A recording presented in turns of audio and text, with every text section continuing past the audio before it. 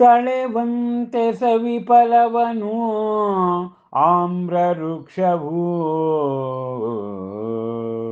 ಧರಿಸಿ ಮನದಲ್ಲಿ ಕ್ಷಮಾಭಾವವನು ಮನನ ಮಾಡಿದನವನು ಸಂತತದಿಯೇ ಕೇಳುವೆನು ಎಲ್ಲ ಜೀವರಲಿ ಕ್ಷಮೆಯನು ಕುರಿತಂತೆ ನನ್ನೆಲ್ಲ ಅಪರಾಧಗಳನ್ನು ಸದ್ಭಾವದಲ್ಲಿ ನೆಲೆಸಿ ಸ್ಥಿರವಾಗಿ ಧರ್ಮದಲ್ಲಿಯೇ ಇಹುದೆಲ್ಲ ಜೀವರ ಜೊತೆಗೆನ್ನ ಮೈತ್ರಿಯೂ ಅಂತೆ ಇರದಾರ ಜೊತೆಗೂ ದ್ವೇಷ ವೈರವು ಅಂತಿರಲು ಅಳಿದು ಹೋಗಲಿ ಈ ಕಾಯ ವಾಚ ಮನದಿಂದ ನಾನೆಸಗಿದ ಆ ಪಾಪ ಸಮಸ್ತವೂ ಗಿದ್ದನ ಮಹಾಮುನಿಯೋ ವಿರಕ್ತ ನಿರ್ಲಿಪ್ತನಾಗಿ ಏಕಾಂತದಲ್ಲಿ ಸಮದೃಷ್ಟಿಯನ್ನು ಹೊಂದಿ ಸಾಧಿಸಿದನವನು ವಿಕಾರಗಳ ಮೇಲೆ ವಿಜಯವನು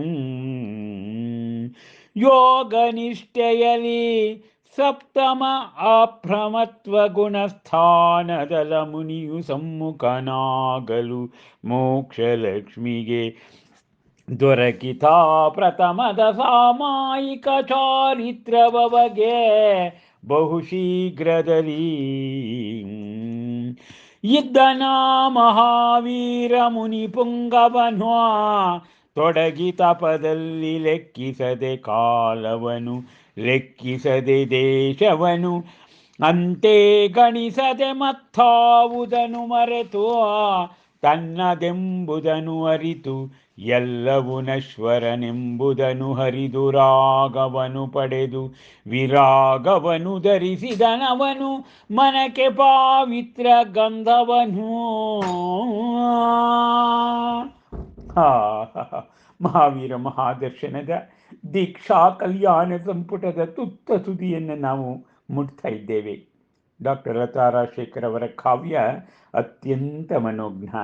ಭಕ್ತಿ, ಯುಕ್ತಿ, ಶಕ್ತಿ, ತಮ್ಮದೇ ಆದ ಶಕ್ತಿಯ ಮುಖೇನ ಆ ಸಾವಿರಾರು ಪುಟಗಳು ಹೇಳುವುದನ್ನು ಅತ್ಯಂತ ಸಂಕ್ಷೇಪವಾಗಿ ಹೇಳಿರುವುದನ್ನು ನಾವಿಲ್ಲಿ ಗಮನಿಸಬೇಕು. ಹಬ್ಬ ಈ ರೀತಿಯಲ್ಲಿದ್ದೆ ಹೇಗೆ ಆಮ್ರದ ಮಾವಿನ ಮರ ತನ್ನ ಸವಿಫಲವನ್ನು ಕೊಡುತ್ತೋ ಹಾಗೆ ವರ್ಧಮಾನ ಮುನಿ ಮನದಲ್ಲಿ ಕ್ಷಮಾಭಾವನೆಯನ್ನು ಮನನ ಮಾಡಿಕೊಂಡ. ಹಾಗೂ ಎಲ್ಲರಲ್ಲೂ ಕೂಡ ಕ್ಷಮೆಯನ್ನು ಕೇಳ್ತೇನೆ. ನಾನೇನಾದರೂ ತಿಳಿಯದೇನಾದರೂ ಅಪರಾಧವನ್ನು ಮಾಡಿದರೆ ನನ್ನನ್ನು ಕ್ಷಮಿಸು ಎಂಬುದಾಗಿ ಲೋಕದ ಚರಾಚರ ಜೀವಿಗಳಲ್ಲಿ ಕೇಳುತ್ತಾನೆ. ಏಕೆಂದರೆ ಜೈನಾಗಮದಲ್ಲಿ ಒಂದು ಮಾತಿದೆ, ಸತ್ವೇಶು ಮೈತ್ರಿ ಅಂಥೇಳಿ. ಅದನ್ನು ಕೇಳಿ ನನಗೆ ಯಾರ ಮೇಲೂ ಕೂಡ ದ್ವೇಷ, ಅಸೂಯೆ ಇತ್ಯಾದಿಗಳು ನನಗಿಲ್ಲ. ಕಾಯ ವಾಚ ಮನಸ್ಸಿನಿಂದ ನಾನೇನಾದರೂ ಕೂಡ ಪಾಪಗಳನ್ನು ಮಾಡಿದರೆ ಅದು ಕ್ಷಮಿಸ್ರಿ ಅಂತ ಹೇಳಿ ಕ್ಷಮೆಯಾಚಿಸ್ತಾನೆ. ಯಾಕೆಂದರೆ ಕ್ಷಮೆ ವೀರತ್ವಕ್ಕೆ ಭೂಷಣ ಅಂತಕ್ಕಂಥದ್ದು. ಹೀಗೆ ವಿರಕ್ತನಾದಂಥ ಮಹಾಮುನಿ ವರ್ಧಮಾನ ಲೋಕದಲ್ಲಿ ಸಮತಾಭಾವದ ಪ್ರವರ್ತಕರಾಗಲಿಕ್ಕೆ ಮೊದಲ ಹೆಜ್ಜೆ ನೀಡ್ತಾರೆ. ಮತ್ತು ಅವರ ಮನದ ವಿಕಾರವನ್ನು ಈಗಾಗಲೇ ಗೆದ್ದಿದ್ದರವರು ಮತ್ತು ಯೋಗ ನಿಷ್ಠೆಯಲ್ಲಿ ಆ ಕಾನನದಲ್ಲಿದ್ದಾರೆ. ಮತ್ತು ಅಪ್ರಮತ್ತ ಗುಣಸ್ಥಾನ ಸಪ್ತಮ ಅಪ್ರಮತ್ತ ಗುಣಸ್ಥಾನ ಅಂದರೆ ಮುನಿಗಳಲ್ಲಿ 7ನೇ ಸ್ಥಾನ.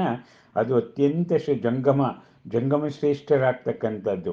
ಹೀಗೆ ಮೋಕ್ಷಲಕ್ಷ್ಮಿಯನ್ನು ಪಡೀಲಿಕ್ಕೆ ಇನ್ನೊಂದು ಹೆಜ್ಜೆ ಮಾತ್ರ. ಆ ಸಾಮಾಯಿಕ ಚಾರಿತ್ರ್ಯದ ಅವತರಣವೂ ಕೂಡ ಆಗಬೇಕಾಗಿದೆ ಈಗ. ಹೀಗಿರುವಾಗ ಮುನಿಪುಂಗವನಾದಂಥ ಮಹಾವೀರ ತನ್ನ ತಪಸ್ಸಿನಲ್ಲಿ ಅವನು ಯಾವುದೇ ಕಾಲ, ಮಾನ, ದೇಶ ಇತ್ಯಾದಿಗಳನ್ನು ಲೆಕ್ಕ ಮಾಡದೆ ಅವನು ತಪಸ್ವಿಯಾಗಿದ್ದಾನಂತೆ. ಹೀಗೆ ತನ್ನದೆಂಬುದನ್ನು ಅರಿತು, ನಾನು ಅಂದರೆ ಯಾರು? ನಾನು ಅಂದರೆ ಆತ್ಮ ಶಾಶ್ವತ, ಅನಂತ ಯಾತ್ರಿಕ ಆತ್ಮ, ಈ ದೇಹ ನಶ್ವರ ಅನ್ನೋದನ್ನು ತಿಳ್ಕೊಂಡು ವಿರಾಗತ್ವವನ್ನು ತರಿಸಿಕೊಂಡು ಮನದಲ್ಲಿ ಪಾವಿತ್ರ್ಯದ ಗಂಧವನ್ನು ಲೇಪನ ಮಾಡಿಕೊಂಡಿದ್ದಾರೆ ಮನವಚನ ಕಾಯಗಳಿಗೆ. ಎಂತಹ ಮನೋಜ್ಞ! ಭಗವಾನ್ ಮಹಾವೀರರ ಮಹಾದರ್ಶನವನ್ನು ಬರೀಲಿಕ್ಕೆ ಹೊರಟಂಥ ಲತಾ ರಾಜಶೇಖರ್ ಅವರು ಇಂದಿನ ಕಾಲದಲ್ಲೂ ಕೂಡ ಅದರ ಮಹತ್ತರತೆಯನ್ನು ಜಗಕ್ಕೆ ಸಾರಿ ಅವರು ಮಹಾಕವಿಗಳೇ ಆಗಿ ಹೋಗಿದ್ದಾರೆ. ನಮಸ್ಕಾರ.